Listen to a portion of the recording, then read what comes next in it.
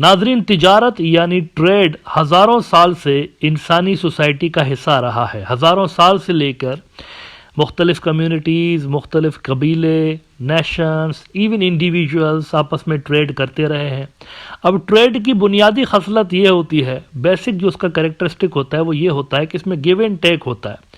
दो जो पार्टीज़ होती हैं वो जब ट्रेड करती हैं आपस में, तो एक पार्टी अगर कोई कमोडिटी देती है तो उसके बदले में दूसरी पार्टी उसको कोई वैल्यूएबल, यानी ये जो कैश की शक्ल में होता है या किसी और शक्ल में, इक्वलेंट या उससे ज़्यादा वैल्यूएबल जो है वो प्रोवाइड कर रहा होता है। अब ये जो दोनों पार्टीज ट्रेड करती हैं ये किसी के ऊपर एहसान नहीं करती। ऐसा नहीं होता कि ट्रेड के अंदर कोई एहसान एहसान नहीं होता। ये सिर्फ सेल्फ इंटरेस्ट पे बेस्ड एक चीज़ होती है। हर कोई अपना अपना मफाद देख रहा होता है ट्रेड के अंदर। लेकिन इंसानी तारीख में एक ऐसा भी मुल्क है जो कि ट्रेड तो अपने फ़ायदे के लिए करता है, अपनी कमोडिटीज सेल करने के लिए करता है, लेकिन जिसके साथ ट्रेड करता है उसको ये भी गिनवाता है कि देखो ये जो मैं ट्रेड कर रहा हूँ ना, ये तुम्हारे ऊपर एहसान कर रहा हूँ मैं। ये एहसान है मेरा तुम्हारे ऊपर जो मैं तुमसे पैसे लेकर तुम्हें चावल दे रहा हूँ, मैं पैसे लेकर तुम्हें गंदुम दे रहा हूँ। ऐसा सिर्फ एक ही मुल्क इंसानी तारीख में आपको नज़र आएगा और वह है नरेंद्र मोदी का भारत।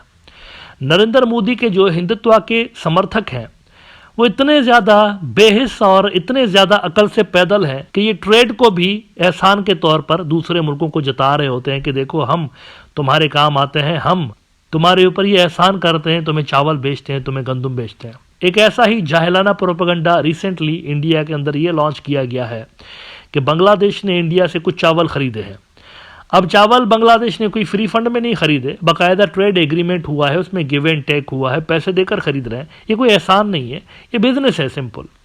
लेकिन इंडिया के अंदर इसको एहसान के रूप में जताया जा रहा है।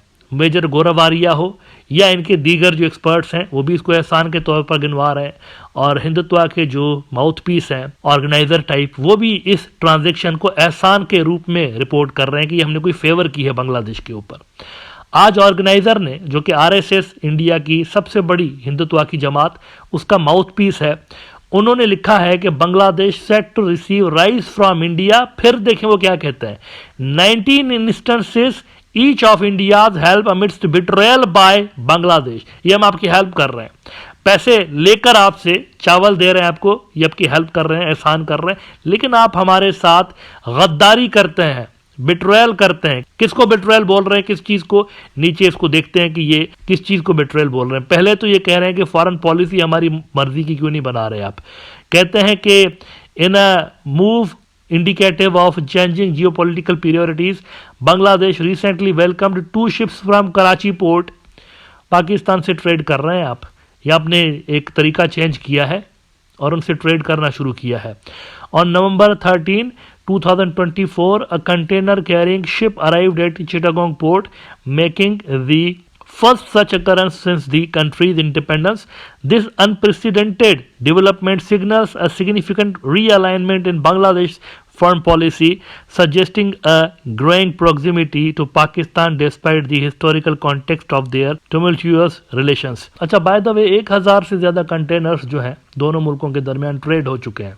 बांग्लादेश और पाकिस्तान के दरमियान जब से लेकर डायरेक्ट शिपिंग लाइंस स्टार्ट हुई हैं, अक्टूबर में स्टार्ट हुई हैं, तो बहुत ज़्यादा दोनों के दरमियान ट्रेड में एक बूम आया है और 1000 से ज़्यादा कंटेनर्स जो हैं वो पहुंच चुके हैं दोनों पोर्ट्स पे, कराची और चिटागोंग पे। तो बहुत तेज़ी के साथ ट्रेड बढ़ रहा है दोनों मुल्कों का। लेकिन इनको इससे आपत्ति है, कह रहे हैं देखो गद्दारी कर रहे हो, ये बिट्रेयल है, हम तुम्हें चावल दे रहे हैं और तुम जो है पाकिस्तानियों के साथ ट्रेड कर रहे हो। नीचे इन्होंने लिखा है, amidst these developments, India continues to extend its assistance to Bangladesh. According to a report in the Times of India, the ship MV Tania's Dream is set to dock at Chadugram port on December 26. The vessel is carrying 24,690 metric tons of parboiled rice imported under an open trade agreement. This shipment is intended to address Bangladesh's domestic shortages and reflects India's ongoing commitment to providing critical support during crisis. Now इसको ये एक ऐसा मौका गिनवा रहे हैं कि जब हमने हेल्प की लेकिन आगे से हमारे साथ वो कह रहे हैं गद्दारी हुई। गद्दारी ये है, अपनी मर्जी की फॉरेन पॉलिसी बनाना, ये समझ रहे हैं कि गद्दारी है। अब देखें, ट्रेड के हवाले से तो मैंने आपको बता दिया कि ये जो कह रहे हैं ना कि हम ट्रेड कर रहे हैं तो एहसान कर रहे हैं, अगर ये बात मैं इनकी सही मान लूँ, इस स्टैंडर्ड को मैं फॉलो करूँ, तो इंडिया तो चाइना के एहसानों तले दबा हुआ है। इस पर क्या कहेंगे ये? चाइना तो सबसे बड़ा इनका ट्रेडिंग पार्टनर बन गया था इस साल। बिजनेस स्टैंडर्ड की खबर देख लीजिए, China beats US to emerge as largest trading partner of India in fiscal year 2024 GTR है। The data showed the India's exports to China rose by 8.7% टू $16.67 billion in the last fiscal, और वहां से भी जो इंपोर्ट कर रहे हैं चाइना से रिकॉर्ड क्वांटिटी में कर रहे हैं। तो मैं क्या कहूँ इसको? आपके ऊपर एहसान कर रहे हैं चाइनीज, आप उनके एहसानों तले दबे हुए हैं, आप उनसे गद्दारी कर रहे हैं अमेरिका के साथ प्यार की पींगे बढ़ा के। क्या बोलूं इसको मैं? अगर ये क्राइटेरिया फॉलो करें कि वो आपको पैसे देकर आपकी चीज़ें खरीद रहे हैं या आप उनको पैसे देकर उनकी चीज़ें खरीद रहे हैं, तो क्या आप दोनों एक दूसरे पर एहसान करते हैं? बांग्लादेश भी तो आपके साथ यही कर रहा है। आप अगर उनको चावल दे रहे हैं तो फ्री में तो नहीं दे रहे हैं, ये कोई दान तो नहीं किया आपने, वो आपको पैसे दे रहे हैं भाई, पैसे देकर आपसे खरीद रहे हैं। इतना ज़्यादा ट्रेडिंग गैप है आप दोनों के दरमियान। उनकी तो इंपोर्ट आपसे 10 गुना ज़्यादा है, आपसे बहुत ज़्यादा इंपोर्ट करते हैं, एक्सपोर्ट तो आपको करते नहीं उस हिसाब से इतनी। तो असल में एहसान तो ये कर रहे हैं आपको, पैसे तो ये दे रहे हैं ज़्यादा आपको। तो अजब सा क्राइटेरिया इन्होंने फिक्स किया हुआ है कि अगर कोई चीज़ बेचते भी है ना तो वो भी एहसान के ज़ुमरे में आता है कि ये हमने एहसान किया है। उसके बाद नीचे उन्होंने वो जो 19 वाक़यात गिनवाए हैं कि 19 मरतबा हमने इनके ऊपर एहसान किया, ऐसे चिल्लड़ चिल्लड़ किस्म के। एक इन्होंने लिखा है कि 1 फरवरी 2024 को जब शेख हसीना की भी सरकार थी तो उन्होंने कहा कि on February 1, 2024 as part of the interim budget for the fiscal year 2023-24 India announced a grant of 130 crore to Bangladesh. 130 crore हमने आपको दी। अब ये 17 करोड़ लोगों का मुल्क है, आपका 130 करोड़ क्या करेगा इसके अंदर? कौन सी ग्रांट है ये और किसको दे रहे हैं आप?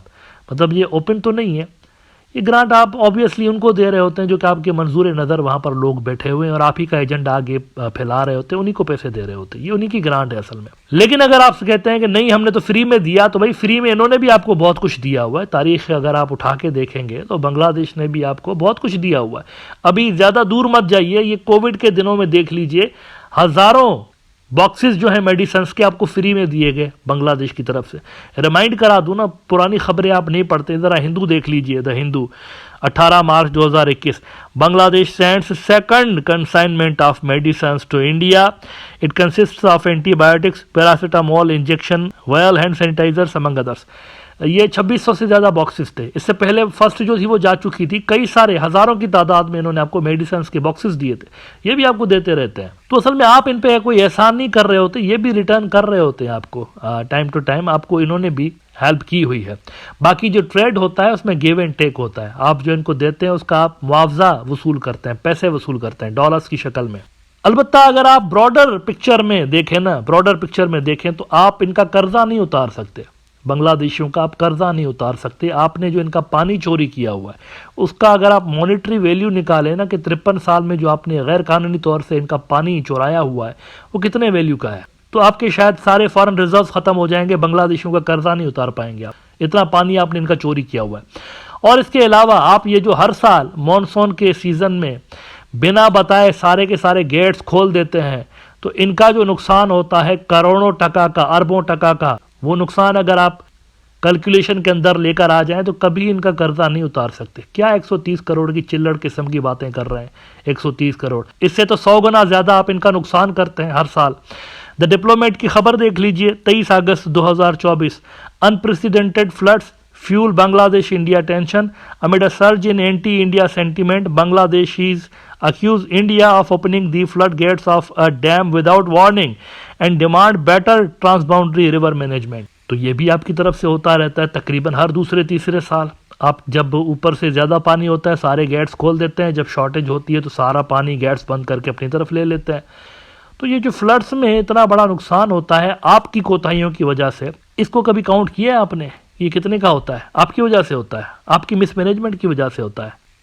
तो हिसाब किताब करने पे आए ना तो ये भूल जाएंगे आप, बिट्रेल हुआ है हमारे साथ, ये बिट्रेल करते हैं, अपनी मर्जी की फॉरेन पॉलिसी बनाते हैं तो बिट्रेल करते हैं। लिहाजा मैं समझता हूँ कि हिंदुत्व के जो मीडिया आउटलेट्स हैं उनको इस किस्म की बच्चों वाली बातों से परहेज करना चाहिए। ये कोई किसी के साथ आज के दौर में जब ट्रेड करता है ना, कोई किसी के ऊपर एहसान नहीं करता, गिव एंड टेक का मामला होता है। सिर्फ एक पार्टी अगर कोई चीज़ बेचती है तो दूसरी पैसे देकर उसको खरीद रही होती है।